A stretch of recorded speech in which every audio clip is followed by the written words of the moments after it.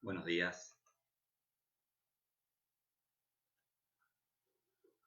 Bueno, todo indicaría que ya estoy transmitiendo. Vuelvo a recordar algo que dije la vez pasada y que voy a seguir diciendo, que es que soy muy inexperto en este tipo de cuestiones, así que vuelvo a pedir paciencia a todos. Y bueno, veremos cómo sale. Ahí ya voy recibiendo los primeros comentarios. Bueno, a ver, yo quería, o sea, vamos a seguir ensayando hoy. Lo que pasa que hoy ya vamos a tratar de introducir algunos contenidos, ¿no? Cuando digo lo de seguir ensayando es que seguiremos de algún modo probando la metodología, viendo si funciona, y bueno, nada. No dormirnos en los laureles, digamos. Digo porque la vez pasada me quedé con la sensación de que había salido bien, pero además las devoluciones que recibí fueron positivas, o sea que en principio, digamos, la herramienta pasó la primera prueba, pero bueno, hay que ponerla, hay que seguir testeándola, digamos, y hay que ver qué otros resultados va dando. ¿eh? Yo por lo pronto, yo ahora voy a desarrollar algunas cuestiones, no tantas, sobre el texto de Antonio Caparrós, durante el cual, digo, en ese desarrollo lo que voy a pedir en todo caso es que reduzcamos las preguntas, después vamos a volver sobre las reglas que van a ser necesarias para trabajar, esto de leernos entre todos, esto de respetar las preguntas, respetar cierto orden, quiero decir, pero bueno, ya llegaremos a esa instancia. Digo, no hacerlo en este momento porque en principio, según la primera modalidad, digo, que le quiero dar a esta mecánica, es que yo ahora grabo los desarrollos para después en la comisión de las 12 horas volver o sea, que puedan ver el mismo video, y por lo tanto no voy a responder preguntas.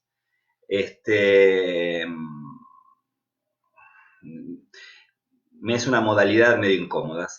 De esa manera, yo les decía esto, ¿no? Pero bueno, vamos a ver, digo, no me gusta dar teóricos, me gusta más el intercambio y más en una instancia como esta, con lo cual también está dando vuelta la idea de en verdad hacer una transmisión, una conexión en un horario intermedio entre las dos comisiones, y que puedan sumarse todos los que puedan. Pero bueno, hoy lo hacemos así y ya veremos para la próxima. Entonces, bueno, para empezar, porque también implica un desafío para mí en este punto, o sea, yo pensaba cómo hacer esta transmisión de contenidos para trabajar el texto que tenemos que trabajar hoy, que es Crisis de la Psicología, Singular o Plural, aproximación a algo más que un concepto historiográfico, ¿no? Tal es el nombre completo del texto de Antonio Caparrós, y en verdad, yo decía, porque por ahí, bueno, ustedes recién me están conociendo, pero yo siempre hago esta introducción en que en verdad, para mí, el trabajo sobre la lectura es tan importante como la transmisión de contenidos. ¿Qué quiero decir con esto? Que son dos cosas distintas y que la lectura no, es una práctica que también hay que aprender, que también hay que, con la que también hay que familiarizarse y que no es algo que, por decirlo de algún modo, se pueda dar de por sí, ¿no? Siempre en una clase se espera que se produzca la transmisión de contenidos, lo cual está muy bien, pero en verdad, esto que les decía, a mí me parece que es tan importante como recibir esos contenidos, incluso me arriesgaría a decir que a veces es más, ¿no? Porque los contenidos, más importante quiero decir, porque los contenidos están ahí, están a la vista, quiero decir, más importante es tratar de ir familiarizándose con la práctica de la lectura, ¿no? Y generalmente los primeros prácticos yo les suelo dedicar un tiempo importante a eso, o sea, me valgo del trabajo sobre los primeros textos para poder avanzar en esta idea de la lectura, ¿no? Bueno, si entráramos por ahí, la clase tomaría un sesgo totalmente distinto. Entonces yo también voy a hacer el esfuerzo de subrayar al menos algunos contenidos, pero también tratando de indicar algunas cuestiones. ¿Esto por qué? Pero yo pensaba en estos días, cómo introducir brevemente, rápidamente esta cuestión de la lectura. Y bueno, en verdad se me ocurría esto, una idea que también es un poco tonta, pero la lectura es establecer también una relación con el texto. Uno no repara muchas veces en eso, pero cada vez que lee, cada vez que estudia, lo que está haciendo es establecer un lazo, un vínculo con ese texto. Y me parecía un poco tonta esa aclaración, pero es cierto que, qué sé yo, algo dice de lo que quiero transmitir y al mismo tiempo, bueno, será que en esta época de aislamiento está muy presente, tengo muy presente este tema del lazo y de las relaciones. Pero establecer, o sea, leer un texto es establecer una relación, ¿no? Y como toda relación está marcada por distintos sesgos. Esto quiere decir que habrá textos que nos gusten más, textos que nos gusten menos, textos que entenderemos más, textos que entenderemos menos. No necesariamente una cosa se superpone con la otra. Hay textos que uno no comprende, pero que después al avanzar de repente descubre que le gustan mucho, ¿no? Pero también hay una cosa, bueno, que si ustedes quieren, trasciende la puesta simple en palabras, ¿no? De lo que a uno le pasa con un texto. Quizás todo esto también, toda esta introducción que les hago, más allá de querer introducir la cuestión de la lectura, también es para decir que este texto de Antonio Caparrós, ¿no? Porque eso es como decía una vieja propaganda de desodorante, la primera impresión es lo que cuenta, ¿no? Y si bien no es la primera, porque ya he vuelto muchas veces, lo cierto es que este texto de Antonio Caparrós, para serle sincero, no me inspira demasiado. No me inspira demasiado para decir, no le encuentro demasiadas aristas interesantes, más allá de que, bueno, lógicamente tiene su parte valiosa, pero eso, empezar por este texto para mí también fue todo un desafío, porque bueno, es probar un nuevo método, es tratar de establecer una comunicación con todos ustedes y con un texto que en verdad no me inspira demasiado. Pero bueno, yo hago mi esfuerzo, ¿no? Como les decía. Porque si bien, o sea, yo les diría, tómenme literalmente, no me inspira demasiado, ¿no? Algunas cuestiones que plantea, sin duda que son muy importantes, ¿no? Porque por otro lado, que esto a la vez explica por qué, porque uno dice una guía de lectura por ahí, que cuando finalicemos vamos a dejar una guía de lectura que la elaboró Juan Ignacio, después volvemos sobre eso. La guía de lectura a veces es necesario tenerla antes, y sí es un modo, pero aunque parezca un poco paradójico, a mí me gusta en todo caso introducirlas después, para poder volver en todo caso sobre el texto. Yo le decía la vez pasada que está bueno en un primer momento, o me parecía interesante, me resulta interesante a la hora de trabajar, que una primera lectura sea, les decía, en libertad, o sea, para poder encontrarse en todo caso con todos estos prejuicios, con todas estas experiencias de encuentro con el texto. Pero además, porque volviendo sobre esta cuestión de los contenidos, yo les diría que un texto, incluso me arriesgaría a decir una obra, quiero decir, cuando uno se enfrenta al trabajo de un autor, vale más por las preguntas que puede sugerir que en sí por las respuestas que ofrece. No quiero desestimar de por sí las respuestas, porque lógicamente uno acude a un texto buscando respuestas y las respuestas son importantes. Pero sí quiero subrayar esta otra cuestión que dice que en verdad siempre es muy valioso ver cuáles son las preguntas que un texto plantea. No solo las que responde, o sea, las dos clases. Hay preguntas que el texto responde y hay preguntas que quedan y que permanecen como pregunta. Y eso es lo que motiva también a trabajar sobre un texto. Eso es lo que motiva que el trabajo continúe, ¿no?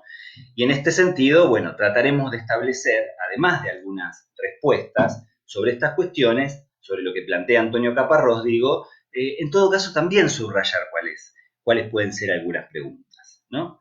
Porque bueno, El planteo que hace el autor acá vuelve sobre un tema que, bueno, ustedes ya incluso ya están suficientemente familiarizados, ¿no? Que es esto de la particularidad de la psicología como discurso, ¿no? Justamente, uno diría que la primer referencia que uno tiene al leer este texto vuelve sobre, bueno, esta materia que en mi época se llamaba DPC, Desarrollo Psicológico Contemporáneo, que ahora tiene otro nombre, pero que no lo recuerdo. Pero volver sobre esta cuestión de lo problemático que es la psicología, ¿no? Como discurso. Y los ideales que de algún modo la atraviesa, sobre todo ese ideal de la ciencia que es el ideal de unidad, ¿no? O sea, el ideal de que se pueda construir una totalidad, ¿no? Uno dice de unidad, de uno, de totalidad, en el sentido de una cierta homogeneidad que atraviese todo el campo, todo el discurso, para lograr una cierta unificación, ¿no? Entonces, porque uno puede partir de este punto, ¿no? Yo les decía, esta es una materia de historia de la psicología. En ese nombre, esto daría para un desarrollo por ahí mayor, pero parémonos aquí y en todo caso lo retomamos la vez que viene. En ese nombre, historia de la psicología, uno puede rastrear o uno puede hacer una división, en verdad, artificial y arbitraria entre un discurso, que sería la historia, y un objeto, que sería la psicología, ¿no? Es así, esto es el discurso que atraviesa esta materia, es el discurso de la historia, y ese discurso es sobre un objeto, que es la psicología, ¿no?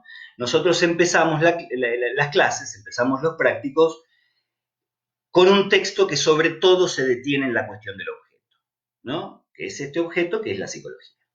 Este objeto, por eso les digo, problemático. No es que otros objetos no lo sean, ¿eh? Eso lo vamos a volver a trabajar, porque justamente, ¿qué es lo que le da unidad a un objeto para que le dé unidad a un discurso? ¿No? Porque, sobre todo en lo que es el discurso científico, o una lectura que se puede hacer del discurso científico, es que precisamente lo que unifica el discurso es el objeto, ¿no? O sea, se parte de esa idea.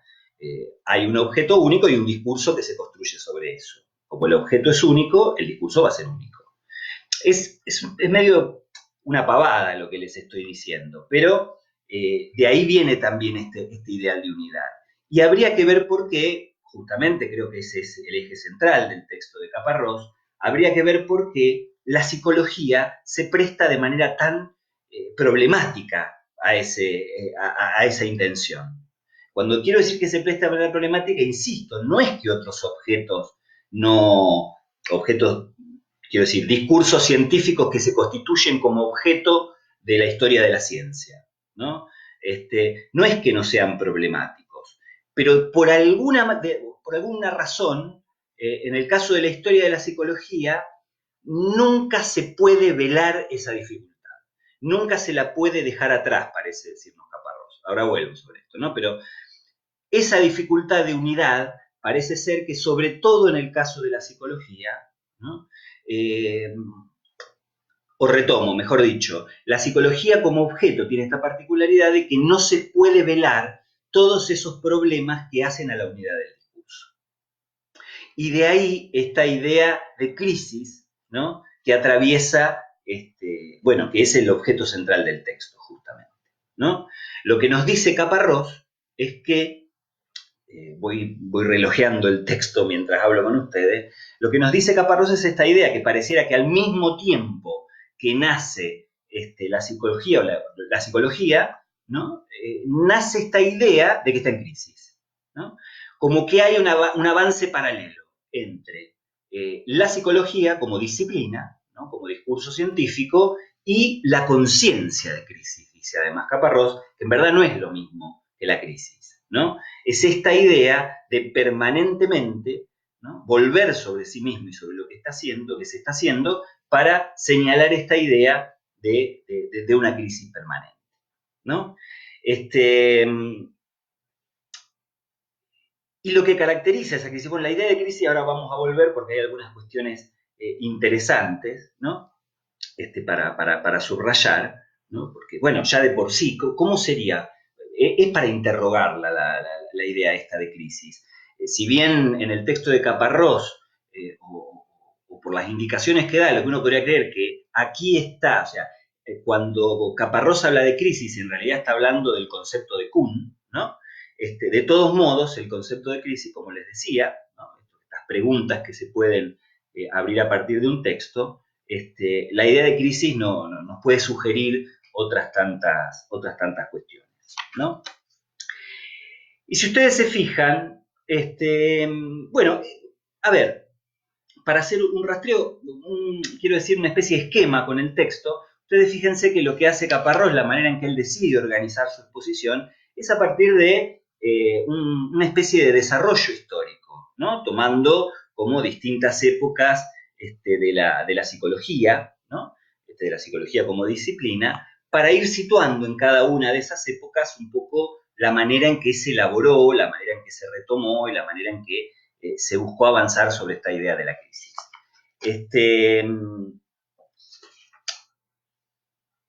En ese sentido es un esquema histórico, uno podría decir, tradicional, ¿no? Que es esto de, bueno, desplegar en el tiempo, en una línea temporal, si ustedes quieren, los distintos modos en que se fue planteando un problema, los distintos modos en que cada época, ¿no?, abordó ese problema que de algún modo permanece, ¿no?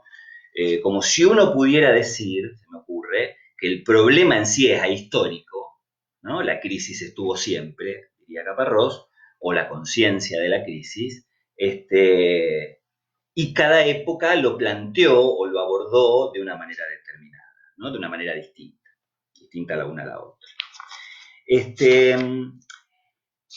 El texto está atravesado por distintos dualismos. Vieron que desde un primer momento lo que sitúa como problemático, o lo que los autores de los inicios situaron como problemático, es esta idea del dualismo, ¿no? Y en verdad el texto está atravesado, el texto de Caparrós está atravesado por toda una serie de dualismos. O uno puede esquematizar y acercarse al texto a partir de poner en serie todos esos dualismos, ¿no? Porque, bueno, el dualismo, uno podría creer, al que se hace referencia, es el dualismo entre...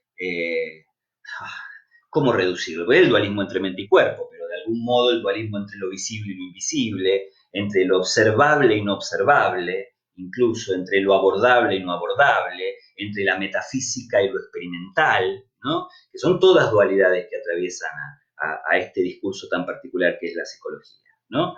Y que pareciera, sobre todo en ese primer momento, que la manera, o sea, el intento de reducir ese dualismo, puesto como causa de crisis, ¿no?, es a partir de eliminar, ¿no?, la influencia positivista, eliminar todo lo que tenga que ver con la metafísica y tratar de situarlo al nivel de lo observable.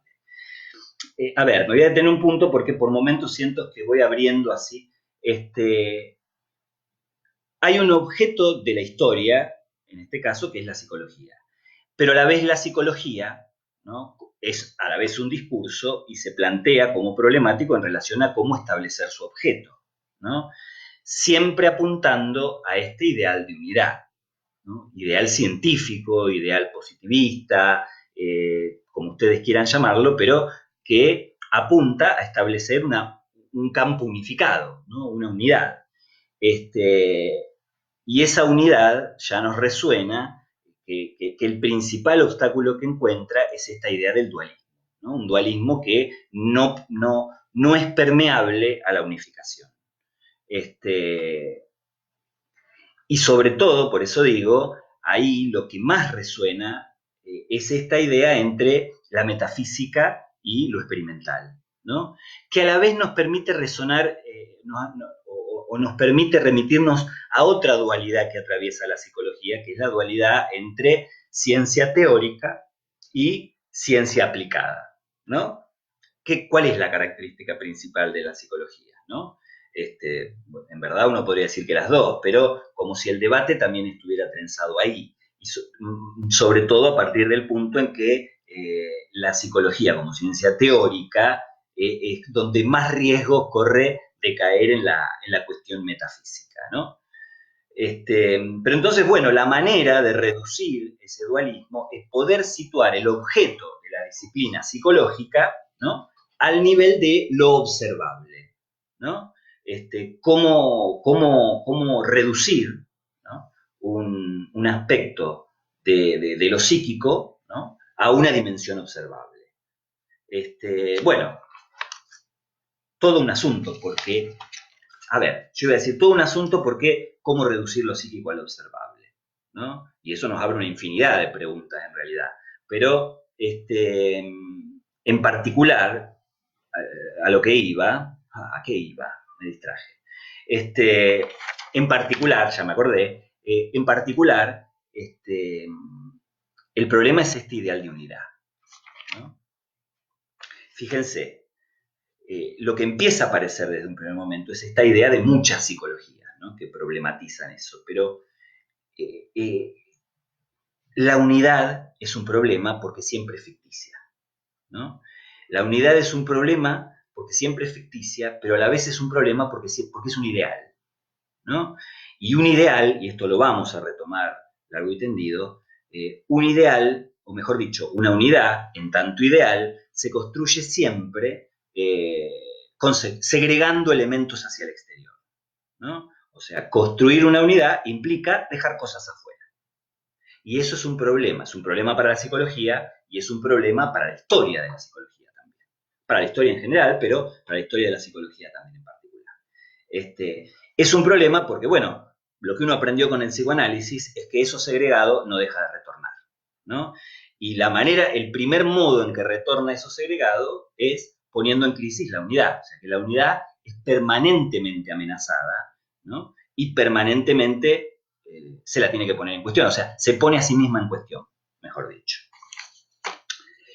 Pero lo interesante, uno de los sesgos interesantes que a mí me parece que, o uno de los giros que le da el tema Caparrós, es cuando empieza a señalar cómo este problema de la unidad y este problema segregativo se empieza a transformar en un problema de legitimación de distinto orden. ¿Qué quiero decir?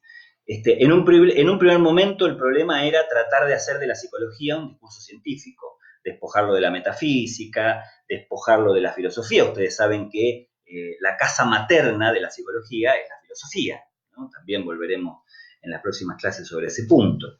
Entonces hay como ese primer momento tuvo que ver con despojarlo de eso, pero ya después se transformó en otra cosa, con posterioridad, ¿no? Y sobre todo en el siglo XX, bueno, en ese otro bastión o en ese otro punto que me interesa subrayar.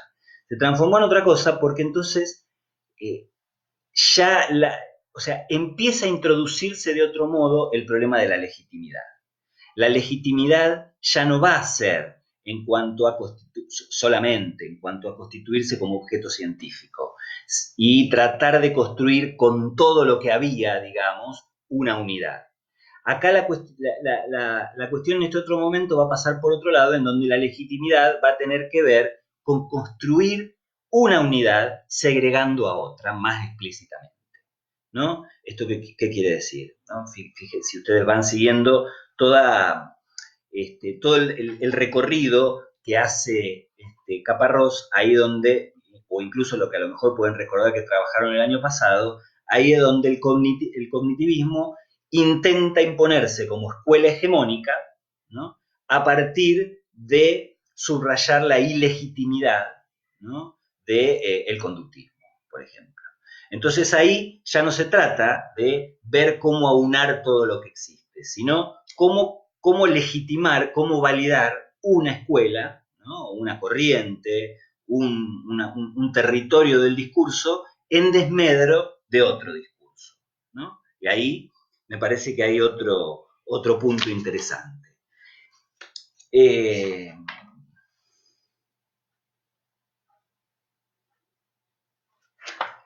Claro, voy revisando las cuestiones, ¿no? Hay una parte, dice,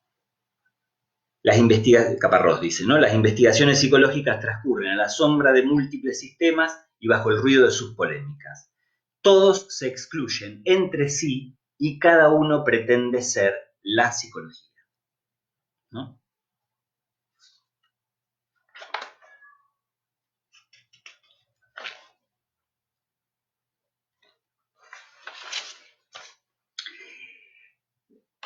Lo menciono simplemente para retomar algo más antes de cerrar, algo que voy a decir después. Pero todo este tema de la psicología teórica o la psicología aplicada también es un campo que a lo mejor no está tan desarrollado en este texto, pero que sí resulta importante retener para trabajos posteriores, ¿no? Porque uno podría creer que en verdad lo que le da el valor, y valor yo diría que lo tomen en un sentido económico, puramente económico, quiero decir, lo que le da valor al discurso de la psicología son sus múltiples aplicaciones, ¿no? Esto lo vamos a ver más adelante, pero más allá del debate sobre si sobre lo metafísico y lo experimental que atraviesa, digo, este dualismo de lo teórico y lo aplicado, la cuestión, lo que da relevancia a la psicología, ¿no? Lo que la constituye en un discurso deseado, es su valor, sus distintas aplicaciones, ¿no? Esto lo menciono como una cuestión, en todo caso, a destacar del texto para retomar en las próximas clases. Es muy interesante el paralelo que hace con el concepto de paradigma y de crisis de Kuhn, ¿no? Con el que ustedes además deben estar familiarizados también a partir de trabajarlo en epistemología. Pero sobre todo para demostrar cómo ahí distintas escuelas pretenden legitimarse a sí mismas apelando a ese discurso. La operación interesante que realiza Caparrós es en última instancia venir a señalar cómo en verdad no sirve ese discurso, digo, la teoría de Kuhn para pensar la crisis que atraviesa la psicología.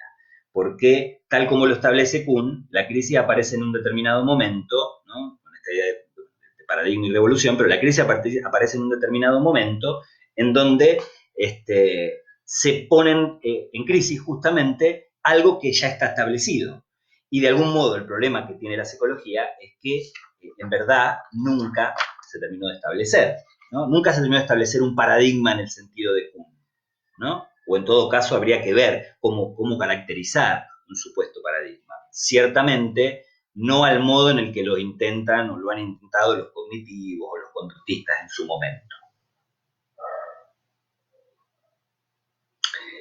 Fíjense, no tengo numeradas las páginas, pero es muy interesante lo que dice Caparrós.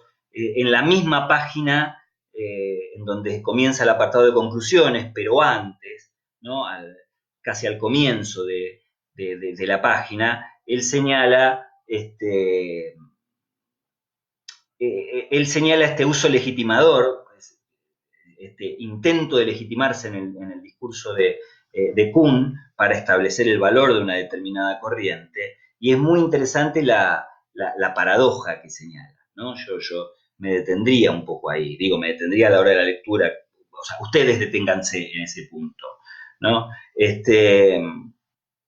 Porque dice, los paradigmas proclaman la crisis de sus alternativas, ¿no? Dice, el párrafo comienza, no creemos, y esta es nuestra tercera consideración, pero promediando el párrafo más o menos por la mitad, habla de la paradoja que ya había señalado un poco antes, y dice, los paradigmas proclaman la crisis de sus alternativas, ¿no? El cognitivismo proclama la crisis del conductismo, por ejemplo, pero ellos mismos crean un estado general de crisis, ¿no?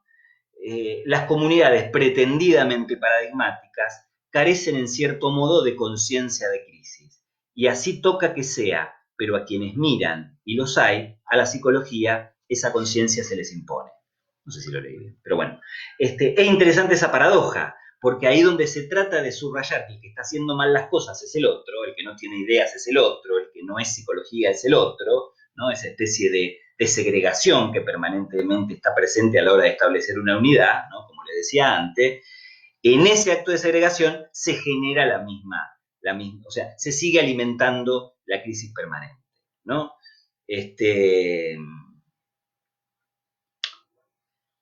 Bueno, eso es interesante también. Se me ocurren otras cosas, pero no quisiera extender demasiado. Ya veo que van 28 minutos y no quisiera extender demasiado esto que estoy diciendo. En todo caso, sí decir esto, que con lo que Caparrós en todo caso se encuentra, con lo que empieza y con lo que concluye de algún modo, que es plantear de algún modo, o sea, a ver, casi la imposibilidad de salir de ese estado de crisis, ¿no? Que es algo que caracteriza a la psicología, pero que a la vez, ¿no?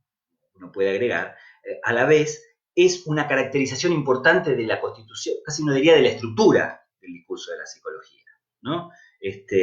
Hay una particularidad de ese discurso que hace que esta idea de crisis se manifieste de una manera distinta a lo que pueda aparecer en otro discurso, no sé, la física, no sé, esos discursos a los científicos a los que uno siempre se refiere cuando quiere establecer los que hacen bien las cosas. Bueno, lo digo un poco irónicamente, pero a lo que voy es que hay algo que caracteriza y que ya nos da una pauta de la estructura de este discurso, ¿no? Esta idea de la conciencia permanente de crisis, pero a la vez de la práctica imposibilidad de salir de ese estado de crisis. Hay un último dualismo que yo quisiera señalar, que lo hace sobre el final, Caparrós, que es cuando establece la distinción entre producto y proceso, ¿no? Digamos, en el texto concretamente hay una inferencia clara, ¿no? El proceso es mientras se va elaborando, mientras se investiga, mientras se estudia, ¿no? Mientras se va haciendo ciencia desde ese lado, y el producto es el resultado. Pero a mí me quedaba resonando esta idea de producto, ¿no? Porque, bueno, a ver, a lo mejor me queda resonando también por cuestiones que vamos a trabajar más adelante, pero hablar de producto necesariamente es o sea, uno no puede hablar de producto, no es, a ver, como si uno dijera, por algo acá Caparrós habla de producto y no de resultado, ¿no? Cuando digo por algo quiero decir que me parece que se puede inferir ahí también, no sé si estaba en las intenciones de Caparrós, pero se puede inferir ahí cierta referencia al capitalismo. Que lo traigo medio de los pelos. Si uno hubiera tenido la posibilidad de desarrollar de otra manera, quizás esta referencia al capitalismo, quiero decir, encontraría un sitio mejor, ¿no? Así suena como medio traído de los pelos. Pero yo creo que este texto nos invita un poco a pensar, en todo caso, que quede como referencia para los trabajos posteriores que hagamos nosotros acá, nos invita a pensar en la relación que la psicología tiene con el capitalismo, que es una relación estructural, ¿no? Es una relación muy importante, quiero decir.